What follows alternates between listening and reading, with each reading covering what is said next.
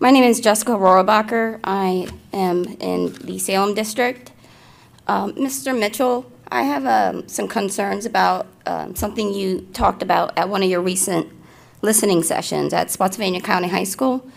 When you were informed of a situation of a physical altercation of a student, you said the definition of bullying is stretched out quite a bit and really something that happens over time, multiple times, where nothing has been done versus the one occurrence. So people get bogged down with the idea that if the incident occurred, then it's bullying, and you really have to look at the situation over time and whether or not the child has taken steps to address it or the administration and continues and nothing has been done. No, sir, I think that is a reckless and dangerous way of thinking. For one, to bully means to treat someone in a cruel, insulting, threatening way or aggressive fashion, to cause somebody to do something by means of force.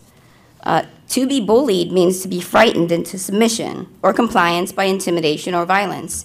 And that can happen just one time. It does not need to be repeated for somebody to be bullied.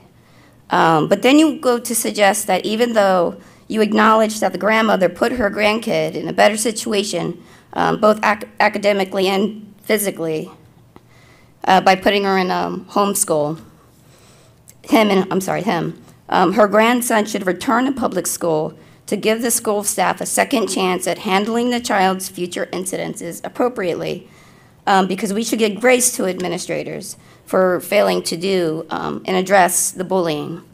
That's at the expense of the students. You basically told the grandmother to send her kid back into the lion's den, hope the lion tamers step in next time, so that he doesn't get mauled again. But if he does, it will build up his resiliency so that he can work with other students through challenges and getting those things resolved. So come back, and if you get assaulted again, we can try and resolve it with your bullies. And then you go on to say that, it's almost kind of student victim shaming, like, if he doesn't come back, then, another kid could get assaulted. Like, it's up to him to prevent that, which is absurd. I just think if that's the kind of mindset you have with bullying, I think it's a very dangerous way of thinking. You don't know what these kids are going through. It could take just one time, to set it off. Maybe it doesn't build, maybe it's not a dig at this generation, but maybe they don't build up resiliency like we did.